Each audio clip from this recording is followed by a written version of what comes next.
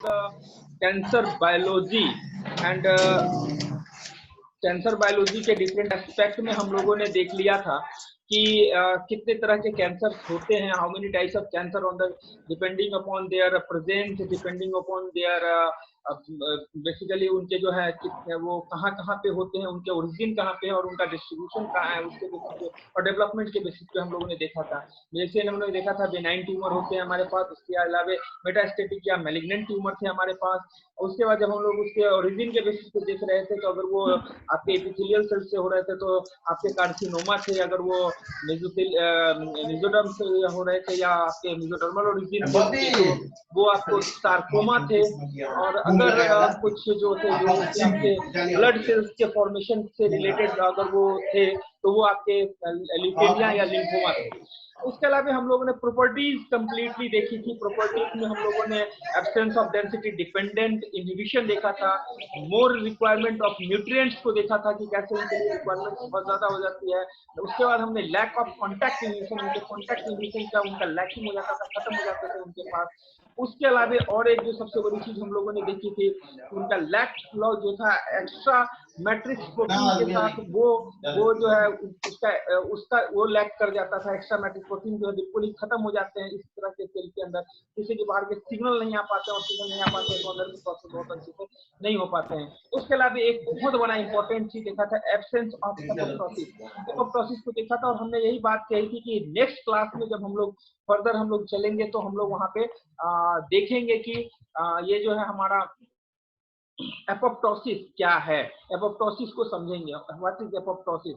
तो बात करेंगे, दो टर्म आते हैं हमारे पास सेल के डेथ के लिए। सेल अगर मरता है तो उसके लिए दो टर्म आता है। जैसे हम लोग भी कैसे है, हम लोग के पास क्या है, अगर एक नेचुरल डेथ होता है यानी कि एक एज हो जाए, एजिंग हो जाए, बंदा 100 साल का हो गया है फिर वो मरता है तो बड़े धूमधाम से वो ढोल बजा बजा के क्या चलो बड़े अच्छे से मरे हैं दादाजी जो है तो पुराने होके भरा पूरा परिवार छोड़ के तो उनको लेके चले जाते हैं हम लोग घाट पे आराम से पूरा वो होली वोली खेलते हुए, है ना।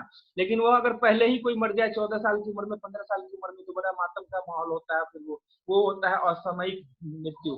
जस्ट लाइक सेल के साथ भी ऐसा ही होता है। सेल अपना एज पूरा करके अगर मरता है, अगर अपने एज को पूरा खत्म करके मरता है तो वो अपने पूरे फंक्शन, मान लो आरबीसी की एज क्या है 120 डेज। आरबीसी पूरा एज 120 दिन में अपने सारे काम को उसने कर लिया है, सब कुछ कर लिया, निर्देश नहीं उसके पास, तो उसको मर जाना ही उचित है। उसका वहां पे उसको डिस्ट्रॉय होना उचित है। क्या होगा उसके अंदर, वहां पे एपोप्टोसिस होता है, प्रोग्राम्ड सेल डेथ, इसी वो बोलते हैं एपोप्टोसिस, जो कि प्रोग्राम सेल डेथ होता है। और यही एपोप्टोसिस जो है एब्सेंस हो जाता है। एक और टर्म होता है नेक्रोसिस।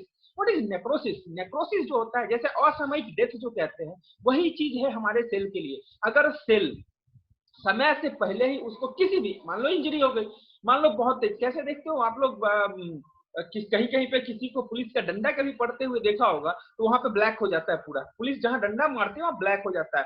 व्हाट हैपेंड, वहां होता है क्या, ब्लैक क्यों हो गया? या कभी कभी बहुत जोर से किसी ने आपको जोर से झन्नाटेदार चांटा लगाया है तो उस चांटे जहां पे लगते हैं वहां पांचों उंगली के दाग नजर आ जाते हैं, एकदम बिल्कुल वो बबड़ा टाइप का हो जाता है, वहां ब्लैकिश हो जाता है। व्हाट हैपेंड, वहां पे क्या होता है, वहां नेक्रोसिस स्टार्ट होता है। मतलब उस सेल को चोट लगी है, वो सेल मरने वाला नहीं था अभी, वहां पे उसमें आपके नेक्रोसिस हो गए, मतलब कि असामयिक डेथ अगर होती है तो सेल की वो कहलाता है हमारा क्या, नेक्रोसिस। और अगर टाइम पे डेथ हो तो वो कहलाता है हमारा आपके एपोप्टोसिस। और एक सर्टेन टाइम के बाद भी वो ना मरे और डिवीजन करता चला जाए regular, that is cause cancer. ये क्या करेगा, कॉज, कैंसर को कॉज करेगा बेसिकली। अब बात करते हैं हम लोग कि कैंसर के जब बात करेंगे तो एपोप्टोसिस की, जस्ट मैं आपको स्लाइड शेयर करता हूं और एपोप्टोसिस को समझाने की कोशिश करता हूं कि व्हाट इज एपोप्टोसिस। ओके, तो I am going to share my slide for you. Okay, ये खुशबू भी ज्वाइन कर रही है अब।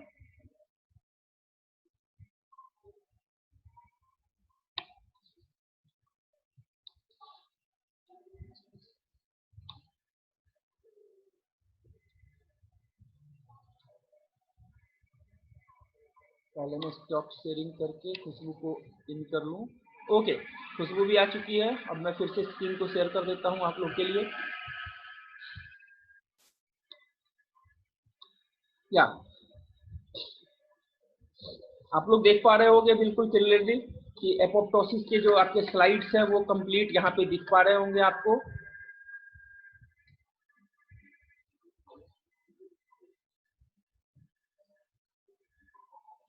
Okay Khushboo, you are late, but हम लोगों ने कुछ चीज स्टार्ट किया है। जैसे कि हम लोगों ने लास्ट क्लास में क्या हमने डिस्कस किया था, पहले उसको हम लोगों ने एक बार कंटिन्यू किया था कि हमने लास्ट क्लास में क्या डिस्कस किया कि किस किस टाइप के ट्यूमर्स होते हैं हमारे पास, किस किस बेसिस पे, और कैंसर के कितने प्रकार के होते हैं। देन उसके बाद हम लोगों ने जो 5 बेसिक कैरेक्टरिस्टिक्स जो कि हमारे पास आए थे कैंसर सेल के, उनको हम लोगों ने थोड़ा सा डिस्कस किया। देन जो सबसे फाइनल टच था जो हमने लास्ट क्लास में छोड़ा था, एपोप्टोसिस, उस पर हम लोगों ने बात की कि व्हाट इज एपोप्टोसिस। तो उस पर हम लोगों ने एक चीज जो सबसे बड़ी चीज समझी, फिर से अगेन आप लोग समझ लीजिए, तो ये टॉपिक बड़ा इंपॉर्टेंट टॉपिक है, ये एपोप्टोसिस समझना। एपोप्टोसिस और नेक्रोसिस दो टर्म्स आते हैं हमारे पास, एपोप्टोसिस और necrosis. What is apoptosis and what is necrosis, इसको समझने के लिए हम सिंपल सी बात, मैंने एक बहुत अच्छा सा एग्जांपल आपके लिए लिया कि मान लीजिए आपके दादाजी बहुत उम्र दराज होकर 101 साल, 102 साल या 90 साल के ऊपर मर रहे हैं, तो बड़े आराम से आप लोग क्या करते हैं, बाजा गाजा लेकर, ढोल तमाशा ये सब कुछ लेकर के, अरे बड़ा पूरा परिवार छोड़ के गए हैं, पुण्यात्मा हो गए हैं, इनको आराम से लेके जाते हैं और बड़ी खुशी खुशी उनको विदा करते हैं। लेकिन अगर 14-15 साल का कोई बच्चा अगर आपके घर में डेथ कर दिया, ये हो जाए तो बड़ा मातम सा माहौल होता है। ये चीज जस्ट लाइक दिस, अगर सेल जो है अपने पूरे एज को खत्म करके उसमें प्रोग्राम सेल्स होता है, जिन्हें एजिंग हो जाए, प्रोग्रामिंग हो जाए उसके अंदर की नहीं अब इसकी कोई जरूरत नहीं है, अब इसका मर जाना उचित है, तो वो अगर प्रोग्राम सेल डेथ होता है तो दैट इज एपोप्टोसिस। अगर वो सेल अपने लाइफ साइकिल को पूरा नहीं किया है, अभी उसकी एज बची हुई थी, वो अपने सारे फंक्शन को मेटाबॉलिक एक्टिविटी करने के लिए सक्षम था अभी, और तब भी जाकर वो अगर मर जाता है, मान लो किसी इंजरी के कारण, मान लो किसी पुलिस वाले ने एक डंडा जोर से लगाया है कहीं पे और वहां पर वो पूरा ब्लैक स्पॉट आ गया, पूरा दाग, क्या हुआ, सेल डेड कर गए वहां के, उसके कारण जो है वहां के अंदर के, तो वो क्या होंगे, वो सेल डेड कैसे किया, उसमें इंजरी हुई, चोट लगा, और उस सेल में जो है नेक्रोसिस फैक्टर्स जो है वो एक्टिवेट हो जाते हैं और कहते हैं कुछ भैया इसमें बहुत सारा ऐसा रप्चर हो चुका है कि अब सेल को बचा के रखने का कोई फायदा नहीं है, अदरवाइज ये जो है आपको बहुत खराब सा इम्पैक्ट देगा और बहुत बुरी तरह से आपको पूरी घाव को जो है बहुत बुरी तरह से वो फैलाएगा पूरे शरीर में। तो आप नेक्रोसिस करके उस चीज को हटाते हैं और देखते हैं ना, बाद में धीरे धीरे वो जो है आपके ऊपर जो घाव होता है, घाव के ऊपर से जो खोटी टाइप का उखाड़ते हैं, जो ऊपर से जो हार्ड कवर्ड हो जाता है, जिसको बार बार हटाते हैं, 2 से 3 बार वो हटता है, उसके बाद वो नेक्रोसिस के थ्रू ही वो बेसिकली हटते चले जाते हैं, जो डेड सेल्स होते हैं वो हटते चले जाते हैं। तो ये होता है नेक्रोसिस और एपोप्टोसिस। अब बात करते हैं एपोप्टोसिस की, जिसमें कि प्रोग्राम सेल डेथ की बात हम कर रहे थे। तो प्रोग्राम सेल डेथ में बेसिकली हो क्या रहा है, प्रोग्राम सेल डेथ जो एपोप्टोसिस वो 2 पाथवे से काम करता है, एक्सट्रिंसिक पाथवे और इंट्रिंसिक पाथवे। एक्सट्रिंसिक पाथवे यानी कि बाहर से वो पाथवे आता है, इंट्रिंसिक पाथवे जो अंदर से ही चलता है। एक्सट्रिंसिक पाथवे में क्या होता है, एक्टिवेशन ऑफ डिस्क, डिस्क क्या है, डेथ इंड्यूस सेलिवेंट्री कॉम्प्लेक्स, ये देखिए साइड में आपका लिखा हुआ होगा एक्सट्रिंसिक पाथवे, वहां से डिस्क जो है वो एक्टिवेट हो जाता है, डेथ इंड्यूस करवाता है वो, और सेल को डेथ के लिए सीधे सीधे भेज देता है। ये तो आपके हो जाते हैं किससे, एक्सट्रिंसिक पाथवे से। बट अगर हम बात करें इंट्रिंसिक पाथवे से, तो वहां पर 4 स्टेप में आपके जो है वो टोटल के टोटल जो आपके जो दूसरा वो 2-3 स्टेप में वो कंप्लीट होता है। पहला आपका क्या हो जाता है, इंट्रिंसिक पाथवे से रिलीज होता है आपके स्ट्रेस के कारण या कैल्शियम आयरन के कारण या इंजरी के कारण। देखिए यही एपोप्टोसिस में इंजरी में भी, इंजरी के कारण भी होगा, तो यहाँ पे ये, तो इसी तरह के एपोप्टोसिस को आप क्या कहते हैं, नेक्रोसिस कहते हैं। अब यहाँ पर देखेंगे आप, यहाँ पे माइटोकॉन्ड्रिया या कहीं भी जब इंजरी होगी तो साइटोक्रोम सी या एपोप1 कॉम्प्लेक्स बनेगा, साइटोक्रोम सी और एपोप1 कॉम्प्लेक्स, और ये एक्टिवेट कर देगा कैस्प9 को। देखिए नीचे की जस्ट 3rd नंबर पे कैस्प9 को एक्टिवेट करता है, और जैसे ही कैस्प9 एक्टिवेट होगा ये सेल डेथ की तरफ बढ़ा देगा। एक और काम होता है यहाँ पर कि अगर सेलुलर प्रोटीन जो है स्मैक और बिब्लो, ये दोनों अगर जो है ये अगर मौजूद रहेगा, ये अगर सेल में मौजूद है, तो ये क्या करेगा, इनहिबिट करेगा आईएपीज को। आईएपीज क्या है आपका, ये इंट्रिंसिक एपोप्टोसिक प्रोटीन्स है, इंट्रिंसिक एपोप्टोसिक प्रोटीन को इनहिबिट करके रखता है, रोक के रखता है। लेकिन जब ये नहीं रहेंगे, इनको इंजेक्ट फंक्शन को रोक दिया जाएगा, तो क्या करेगा ये, जब इनहिबिटर को ही रोक दिए, जो रोकता था, जो हम सेल को डेथ करने से रोक रहा था, आप उसी को रोक दिए तो सेल डेथ की ओर बढ़ जाएगा। तो क्या होगा वहां पर, वो उसका एग्जांपल है आपका CLAP2, और ये जैसे ही एक्टिवेट होगा और ये सेल डेथ की तरफ बढ़ा देगा। तो ये एपोप्टोसिस के 2 बेसिक पाथवेज जो हैं, इंट्रिंसिक पाथवे और एक्सट्रिंसिक पाथवे, इस तरह से एपोप्टोसिस को रोल किया जाता है, एपोप्टोसिस जो है पाथवे। अब आगे जो हम नेक्स्ट स्लाइड में देखेंगे, वहां देखेंगे सिग्नलिंग, कौन कौन से सिग्नलिंग एक्ट करते हैं इस एपोप्टोसिस को काम करवाने के। सर एग्जांपल में CLA2 है, वो क्या है? कौन एग्जांपल में CN? ये वाला इनहिबिट्स IAPS। हाँ हाँ, IAPS ये एक एग्जाम्पल। आपका इनहिबिटरी एपोप्टोटिक प्रोटीन्स है। इन IPS का मतलब होता है इनहिबिटरी एपोप्टोटिक प्रोटीन्स। जस्ट इसी स्लाइड में आप जब ऊपर के पेज पर देखेंगे, आपके पास इनहिबिटर ऑफ एपोप्टोसिस IAP लिखा हुआ है ऊपर। इनहिबिटर ऑफ एपोप्टोसिस, ये इनहिबिटर ऑफ एपोप्टोसिस है, इनहिबिट करते हैं एपोप्टोसिस को, यानी इनहिबिट करना यानी रोकते हैं। इसके एग्जाम्पल हैं आपके कौन? CLAP2, CLAP2 इसके एग्जाम्पल है। इसी तरह के कुछ और प्रोटीन, बहुत सारे प्रोटीन होते हैं जो कि इनहिबिट करते हैं एपोप्टोसिस को। बट जब वो कब इनहिबिट करते हैं? कब? जब SMA और विब्लियो ये दोनों होते हैं। लेकिन जैसे ही SMA और विब्लियो को रोक दिया जाता है, तो जो इनहिबिट करते हैं उन्हीं को रोक दिया गया, यानी कि जो इनहिबिशन है वो रुक गया, यानी कि जो हमें मरने से बचा रहा था हमने उसी को रोक दिया। तो क्या होगा? हम मरने की तरफ बढ़ जाएंगे, तो सेल जो है वो डेथ की तरफ बढ़ जाता है और सेल डेथ हो जाता है। तो सेल को डेथ करवाना है, देखिए आप किस तरह से। एक पाथवे यहाँ, एक आपने देखा क्या, एक आपका एक्सट्रिंसिक पाथवे वो सिंपल पाथवे था, दूसरा आपका जो इंट्रिंसिक पाथवे थे, इसमें दो तरह से सेल डेथ की तरफ बढ़ रहा है।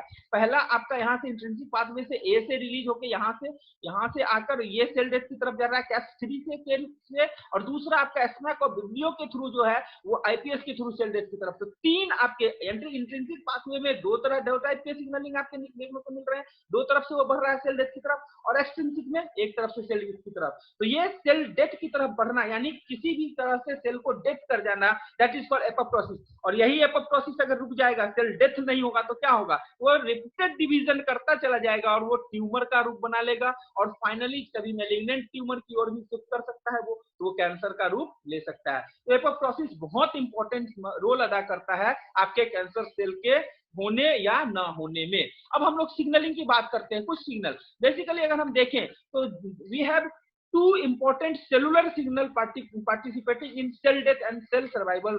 दीज आर, देख लीजिए, दो हमारे पास सेल डेथ और सेल सर्वाइवल के लिए दो तरह के जो है इंपॉर्टेंट सिग्नल ये सेल डेथ के लिए ये दो तरह के सिग्नल ये पार्टिसिपेट करते हैं। पहला सिग्नल पाथवे है आपका TNF alpha signalling. TNF alpha signalling, what is TNF?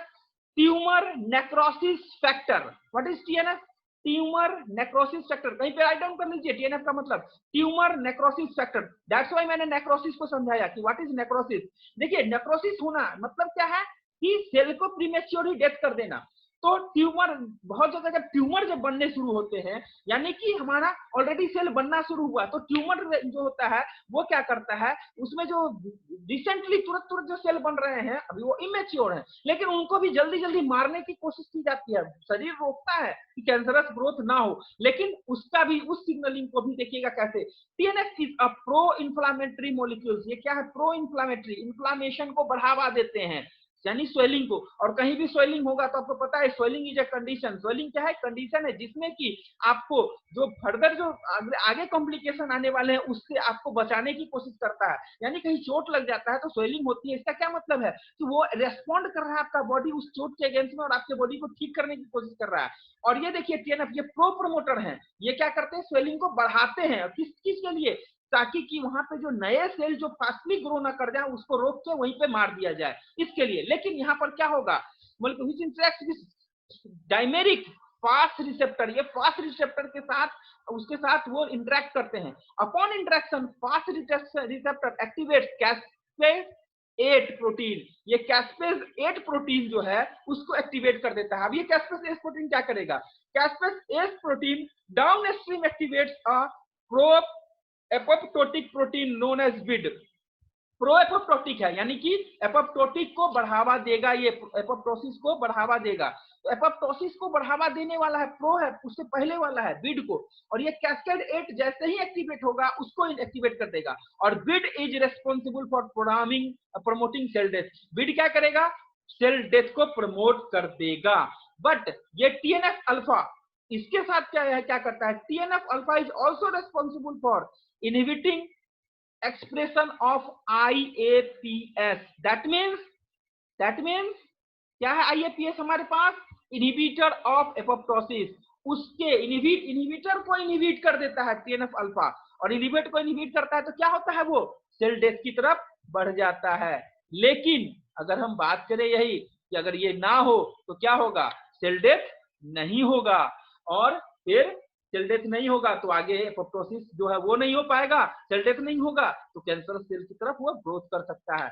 तो ये जो है आपके देख लीजिए, ये एक्सट्रिंसिक पाथवे में fast receptor belong to the death include silencing complex. याद कीजिए, देखिए हम लोग जो डेथ इंक्लूड जो हम एक्सट्रिंसिक पाथवे से जो हम लोग देखा था DISC जस्ट इससे पहले, यानी कि यहाँ पर देख ले आप दिस वन एक्सट्रिंसिक पाथवे से DISC death induce silencing pathway, death induce silencing pathway को ही ये उसको फास्ट रिसेप्टर वहीं से बिलोंग करते हैं, यानी कि वहां से आपके डिस्क को एक्टिवेट कर देता है और सेल डेथ को प्रमोट कर देता है। कौन? TNF alpha. यहाँ पे एक नोट है लिखा हुआ, आप देख लीजिए, क्योंकि इस नोट से आपके क्वेश्चन पूछे जाते हैं इसलिए मैंने यहाँ नोट में लिखा हुआ है कुछ कि cytotoxic T lymphocyte express fast ligand FSL, fast ligand which interact with the fast receptors expressed on the target cell। कहाँ पे होंगे? टारगेट सेल पे एक्सप्रेस होते हैं fast ligand. Upon interaction T cells cause cytotoxic mediated killing of target cell। मान लो इससे इसी से मेडिसिन का बनाया जाता है, इसके कैंसर के मेडिसिन को थोड़ा बहुत इंप्रूव किया जाता है। क्या किया जाता है कि एक लिगेंड बाइंड कर दिया, लिगेंड होता है जो कि कहाँ पे मिलते हैं? आपके जो टारगेट सेल होते हैं। मान लो हमने किसी सेल को टारगेट कर दिया कि ये सेल बहुत तेजी से ग्रो कर रहा है, ट्यूमर बना रहा है, हमने उसको टारगेट कर दिया, वहां पे हमने क्या किया? फास्ट एल को ग्रो करवा दिया। अब क्या होगा? जब टी सेल्स हमारे जो हमारे इम्यूनोलॉजिकल टी सेल्स हैं, टी सेल्स जो होते हैं, वो जब जाएंगे उस जगह पे तो उस टी सेल्स उसको रिकॉग्नाइज कर लेगा। हम क्या करेंगे? हमें अगर मान लो कहीं पे किसी को पहचानना है कि इस गली में कितने गुंडे हैं, तो क्या करते हैं? देखा था आपने, बहुत सारी मूवी में दिखाया जाता है कि जितने लोग मवाली होते हैं पहले उनके ऊपर इंक छिड़क दो, बाद में एक तरफ से खोज लो और पकड़ लो को जो इंक छिड़के हुए थे यही लोग मवाली किए थे, बाकी लोग तो नहीं होंगे। जस्ट लाइक ये यही इंक छिड़क दिया जाता है उनके ऊपर, टारगेट को उनको दे दिया जाता है, उनके ऊपर एक स्पेसिफिक जो है लीजेंड बाइंड कर दिया जाता है कि ये सेल है जो कि क्या करेगा? कैंसर को ग्रो कराएगा। और उसको जब टी सेल्स जाते हैं उसको पकड़ के उसको मार के खत्म कर देते हैं। तो ये आपके एक स्पेसिफिक नोट्स में है जो कि फास्ट एल। उसके बाद दूसरा हमारे पास जो हमारे पास सिग्नलिंग है वो होता है PI3 काइनेज। क्या है ये PI3 kinase? It is important for sale survival. ये सेल के सर्वाइवल के लिए इंपॉर्टेंस है, याद रखिएगा। एक हमारा सेल के डेथ के लिए रेस्पॉन्सिबल है, ये हमारा सेल के आपके सर्वाइवल के लिए ये है। और it is activated by growth factor and insulin, GF and insulin. Growth factor और इंसुलिन के द्वारा एक्टिवेट किए जाते हैं और जब एक्टिवेट रहेंगे तो सेल सर्वाइव करेगा और बहुत तेजी से ग्रो करेगा। और वहां पे इंसुलिन है तो मेटाबॉलिक एक्टिविटी बहुत फास्ट होगी, वहां पे शुगर का कंजम्पशन होता जाएगा, एनर्जी बहुत तेजी से बढ़ेगी और वो बहुत तेजी से काम करेगा। अब देखिए क्या होगा, PI3 काइनेज अगर मान लो किसी सेल में जब उसको मरना है तो PI3 काइनेज को रुक जाना चाहिए, PI3 काइनेज का काम नहीं करना चाहिए। लेकिन अगर ये बहुत तेजी से काम करने लगे तो उसमें मेटाबॉलिज्म बढ़ जाएगी, न्यूट्रिशन की जरूरत बढ़ती चली जाएगी और वो क्या कर लेगा? फाइनली वो बहुत तेजी से ग्रो करेगा और वो कैंसरस ग्रोथ की तरफ मूव कर जाएगा। इसी चीज को कहता है। और इसके लिए दो तो ये जो सिग्नल होता है ये होता है डिक्वाय रिसेप्टर सिग्नलिंग, इसको यूज करता है। Decoy receptors are inhibitory signaling receptor which normally inhibits interacts with GF and cytokinins। GF यानी ग्रोथ फैक्टर और साइटोकाइनिन्स के साथ ये इंटरेक्ट करते हैं ये डिक्वाय रिसेप्टर्स, और ये क्या करते हैं? इनहिबिट करते हैं, रोकते हैं सिग्नलिंग रिसेप्टर्स को नॉर्मली इंटरेक्शन करने से, नॉर्मल इंटरेक्शन करने से रोकते हैं। अब इसमें देखिए क्या कर रहा है कि TNF-R6 it is a receptor of TNF alpha. देख लीजिए TNF अल्फा हम लोग पहले देख चुके हैं। TNF अल्फा क्या कर रहा था? सेल को डेथ को प्रमोट कर रहा था और उसको TNF अल्फा विच इनहिबिट्स एपोप्टोसिस, TNF अल्फा को इनहिबिट कर रहा है यानी एपोप्टोसिस को रोक देगा, फिर से एपोप्टोसिस रुकेगी यानी सेल डेथ रुकेगा, यानी बहुत तेजी से सेल ग्रो करेगा, कैंसरस ग्रोथ की तरफ मूव कर जाएगा। अगेन अब देखते हैं क्या होता है। सेकेंड जो पासवर्ड है इंटरल्यूकिन IR, इंटरल्यूकिन यानी IL इंटरल्यूकिन 1R। ये जो होता है this is a pro inflammatory molecules, pro inflammatory है। क्या करेगा? प्रो यानी कि इन्फ्लामेशन को बढ़ाएगा। और जो है मॉलिक्यूल्स जैसे ही प्रो इन्फ्लामेशन को बढ़ेगा तो क्या होगा? वो जो है सेल जो है वहां डेथ करने के लिए मूव करेंगे। लेकिन binding to the decoy receptor inhibit inflammation, जैसे ही ये बाइंड करेगा डिक्वाय रिसेप्टर के साथ तो इन्फ्लामेशन को रोक देगा। जब इन्फ्लामेशन रुकेगा तो क्या होगा? सेल को सिग्नल ही नहीं मिलेगा कि हाँ भैया तुम रुक जाओ आप डेवलप करने से, और वो फास्टली ग्रो करता चला जाएगा और कैंसर सेल में कन्वर्ट हो जाएगा और वो कैंसर कॉज कर देगा। तो these are basically apoptotic factors. Apoptosis कैसे हो रहा था हमारे सेल के अंदर में, और नेक्रोसिस का क्या रोल है, एपोप्टोसिस का क्या रोल है आपके कैंसर में। ये आपका एक कंप्लीट अकाउंट यहाँ पे ये चीज का आता है। नाउ अब हम जो बात करेंगे कि कॉजेज ऑफ कैंसर, कैंसर के कॉज क्या क्या हो सकते हैं, बेसिकली किस किस कारण से कैंसर हो सकता है, और ये सारी चीजें जो है वो एक्टिवेट या डीएक्टिवेट हो सकती हैं। अब उस पर बात करते हैं। तो अगर हम कॉजेज ऑफ कैंसर की बात करें तो सबसे फर्स्ट ऑफ ऑल सबसे पहला अगर हम एजेंट देखेंगे, फिजिकल एजेंट। फिजिकली जो प्रेजेंट है फिजिकल एजेंट्स हैं, और ये जो है ये क्या करेंगे बेसिकली, ये it includes affect the DNA. ये जो है सब सीधे सीधे डीएनए पे डायरेक्टली अफेक्ट करते हैं, और डीएनए के इफेक्ट करेंगे तो क्या होगा, डीएनए डैमेज होगा, और वहां पे सारे आप देख लीजिए जितने भी प्रोटीन कहां से बन के आने हैं, फाइनली डीएनए से ही बन के आने। डीएनए मैसेंजर आरएनए बाहर आएगा, मैसेंजर आरएनए को रीड किया जाएगा, और ट्रांसफर आरएनए के थ्रू वहां पर आपके क्या बन जाएंगे, ट्रांसलेशन होगा, और वो डीएनए जो है वो प्रोटीन बनाएगा। और ये जितने भी आप देख रहे हैं टीएनएफ अल्फा और ये वो सब कुछ क्या है, एक प्रोटीन है। तो किसी ना किसी प्रोटीन में अगर कोई ना कोई गड़बड़ी आएगी फिजिकल एजेंट के कारण, कोई भी फिजिकल एजेंट हो सकता है, टेम्परेचर के कारण हो जाए, हमारा चोट के कारण हो जाए, किसी भी कारण से अगर कहीं से भी अगर होता है तो वो हमारे डीएनए को अगर डायरेक्टली अफेक्ट कर रहा है तो वहां से हो सकता है। दूसरा हम देख सकते हैं क्या, केमिकल एजेंट्स। केमिकल एजेंट्स क्या करता है, ये डायरेक्ट कार्सिनोजेंस होते हैं। व्हाट इज कार्सिनोजेन, दो टर्म आते हैं यहाँ पे। मैं आपको इस चीज पे इसलिए फोकस करूंगा क्योंकि ये मेरा बेसिकली मेरा सब्जेक्ट है, मेरा अपना खुद का मेरा रिसर्च है इस पे। कार्सिनोजेनिसिटी और जीनोटॉक्सिसिटी दो टर्म आते हैं, कार्सिनोजेन एंड जीनोटॉक्सिक। जीनोटॉक्सिक और कार्सिनोजेन में अंतर है, ये आपको समझना पड़ेगा। जीनोटॉक्सिक एजेंट्स वो होते हैं जो आपके जेनेटिक इंपैक्ट को, जेनेटिक चीज को डिस्ट्रॉय करते हैं, कहीं ना कहीं भी कर देंगे, लेकिन उसके कारण जरूरी नहीं है कि कैंसर हो जाए। तो इसका मतलब क्या है कि ऑल जीनोटॉक्सिक, जितने भी जीनोटॉक्सिक होते हैं सभी कार्सिनोजन नहीं हो सकते हैं, लेकिन जितने भी कार्सिनोजेनिक होते हैं वो जीनोटॉक्सिक होंगे ही होंगे, क्योंकि वो कार्सिनोजन है तो जीन पे इफेक्ट करेंगे ही, वो जीन को प्रमोट, जीन को जो डिस्ट्रॉय करेंगे। लेकिन ऐसे जीन को डिस्ट्रॉय करेंगे, ऐसे जीन को जो या तो आपके ट्यूमर के सप्रेस करते हैं या ट्यूमर को बढ़ाते हैं, यानी कैंसरस सेल को या तो बढ़ाने में मदद करते हैं या आपके नॉर्मल सेल को मरने में मदद ना करके उसको बहुत तेजी से ग्रो करने में मदद करते हैं, किसी ना किसी कारण से वो कैंसरस सेल में, तो वो कार्सिनोजेनिक कहलाएंगे। और आपके जीनोटॉक्सिक कौन कहलाएंगे, जो कि कहीं भी जीन में करते हैं, उसका इंपैक्ट हो भी सकता है कार्सिनोजेनिक, नहीं भी हो सकता है। तो हम इसमें देखते हैं कि ये जो है अफेक्ट करते हैं डीएनए स्ट्रक्चर्स को। ये सब क्या क्या हो सकते हैं, बेंजीन हो सकते हैं, बेंजोपायरिन्स हो सकते हैं, ये दोनों ल्यूकेमिया कॉज करते हैं। विनाइल क्लोराइड ये लीवर कैंसर कॉज करता है। हैवी मेटल्स जो होते हैं वो कॉज करता है प्रोस्टेटिक कैंसर को। और उसके अलावा अगर हम देखें तो एस्बेस्टस, एस्बेस्टस जो आप देखते हैं, एस्बेस्टस हमारे छतों पर जो लगाई जाती हैं एस्बेस्टस, उसके जो धूल उड़ते हैं उनसे वो लंग कैंसर और नेजोफेरेंजियल कैंसर, उसी से तो धूल से नाक में जाएगा और लंग कैंसर हो जाएगा और धूल हो जाएगा। उसके अलावा स्मोकिंग, स्मोकिंग से हमारे लंग कैंसर हो सकता है। A fungal metabolite known as aflatoxin is produced by Aspergillus bacillus। याद रखिएगा इस फंगस का नाम, इसको इसलिए यहाँ पर में डाला गया है क्योंकि ये फंगस बहुत इंपॉर्टेंट है, कई बार क्वेश्चन आ चुके हैं।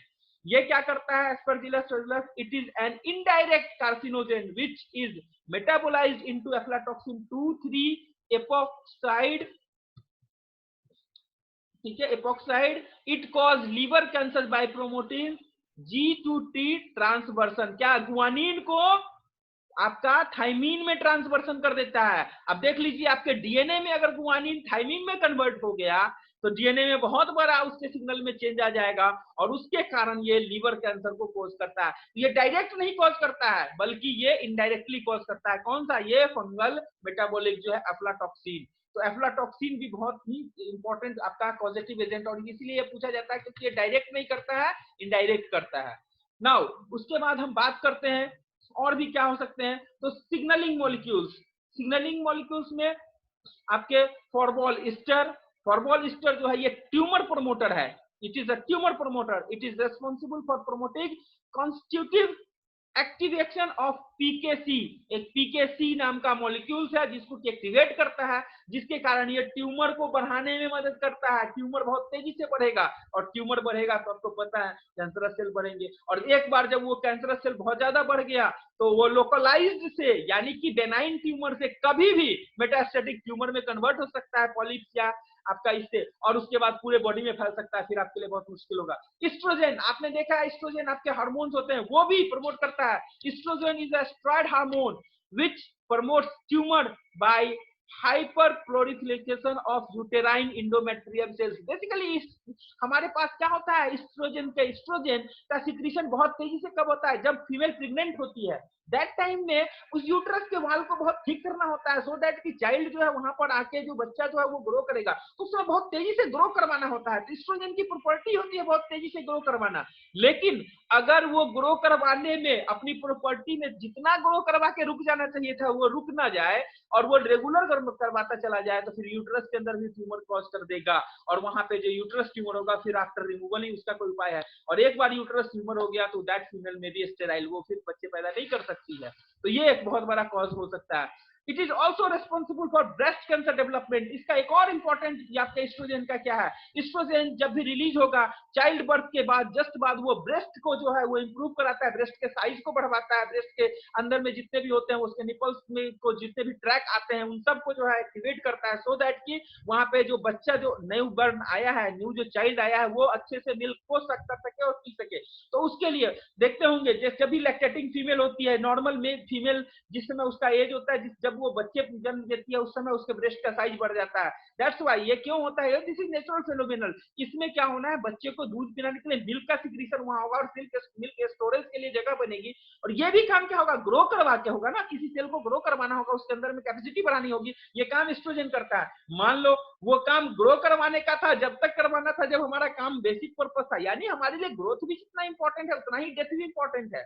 तो ग्रोथ और डेथ इसीलिए कहा गया है। देखिए एक चीज जान जाइए, आज तक हम लोग जो डेथ पर कभी जो कमांड नहीं कर सके, इसका यही सबसे बड़ा प्रॉब्लम है कि जो हमारा जो ओरिजिन डीएनए पे हमारे जो ओरिजिन के लिए जो जीन रेस्पॉन्सिबल है उसके साथ ओवरलैपिंग जीन डेथ का भी रेस्पॉन्सिबल है। इसलिए कभी आप हमारे जो है ना जन्म और मृत्यु को अलग अलग कर ही नहीं पाए। अगर ये अलग अलग कर पाते अगर हम लोग, तो हम लोग बहुत आराम से अमर हो जाते। हम लोग मृत्यु के सेल हमारे जो है डेथ के जो डीएनए होते हैं उसी को हम लोग डिलीट करते चले जाते सबके चलते, सभी लोग अमृत, सभी लोग विश्व पितामह हो जाते। फिर तो सभी लोग जब मर्जी अपनी इच्छा मृत्यु पे मरते तो बड़ा मुश्किल हो जाता। फिर इतने बुढ़े लोग हो जाते कि सारे कोरोना से आज के इसमें ग्रसित हो जाते और फिर कोरोना ही कोरोना हो जाता है, तो ये मुश्किल हो जाता है। इसीलिए डेथ और ये तो डेथ दोनों, तो यहाँ पे भी डेथ के लिए काम करता है कौन, प्रोजेस्ट हमारे एस्ट्रोजन।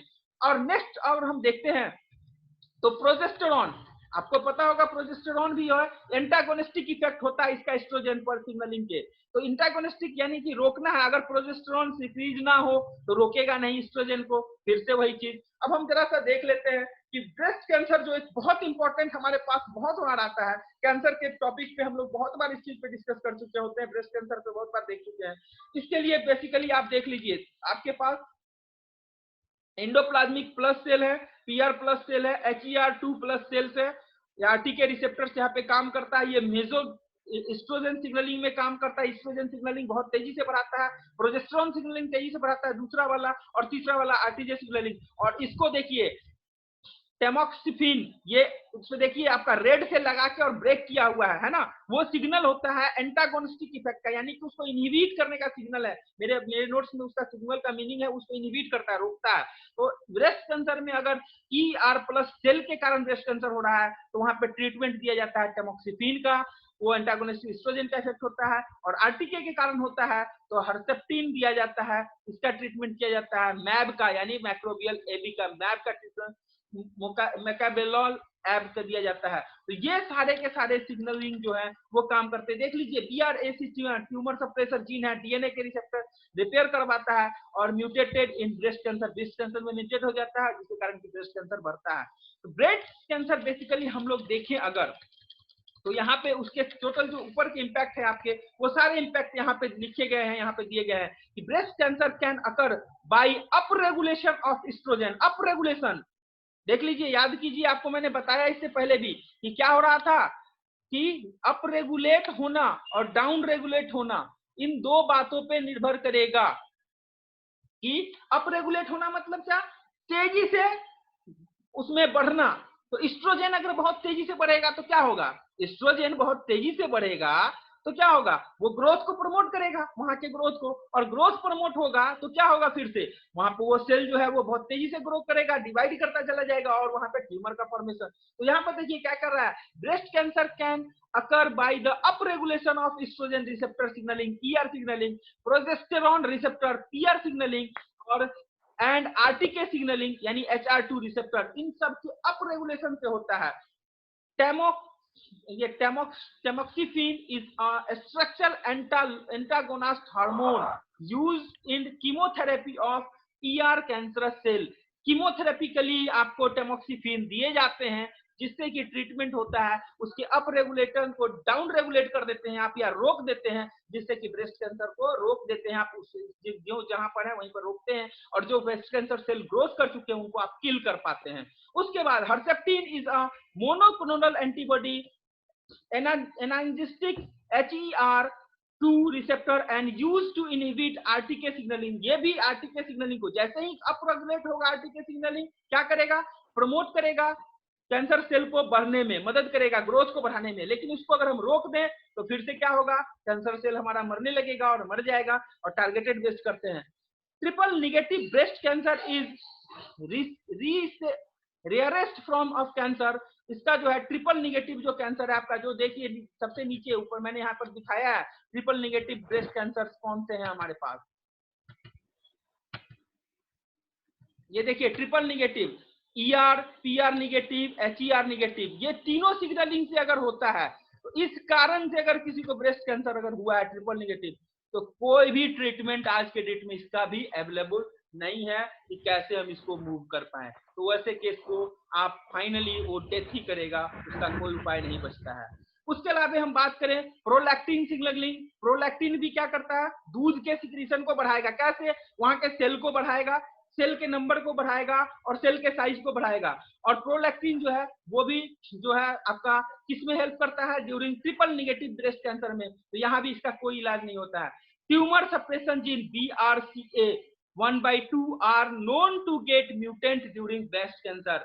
ब्रेस्ट कैंसर के दौरान यही म्यूटेशन होता है, किसमें, ट्यूमर सप्रेसर जीन में। ट्यूमर सप्रेसर मतलब ट्यूमर को रोकने वाला, सप्रेस करने वाला, और वो जीन म्यूटेट हो जाएगा तो क्या होगा, ट्यूमर फटाफट बढ़ता चला जाएगा तो क्या हो जाएगा, कैंसरस ग्रोथ हो जाएगा। तो अब हम लोग ने यहाँ तक हम लोग केमिकल एजेंट के बारे में टोटल इतने सारे केमिकल एजेंट्स को देखा अभी तक। फाइनली अब जब हम लोग नेक्स्ट क्लास में जब हम लोग मिलेंगे तो हम लोग नेक्स्ट क्लास में इस पर डिस्कस करेंगे कि बायोलॉजिकल एजेंट्स क्या हो सकते हैं, और बायोलॉजिकल एजेंट्स के बाद बाकी और फर्दर जो है हमारे पास जितने भी हमारे पास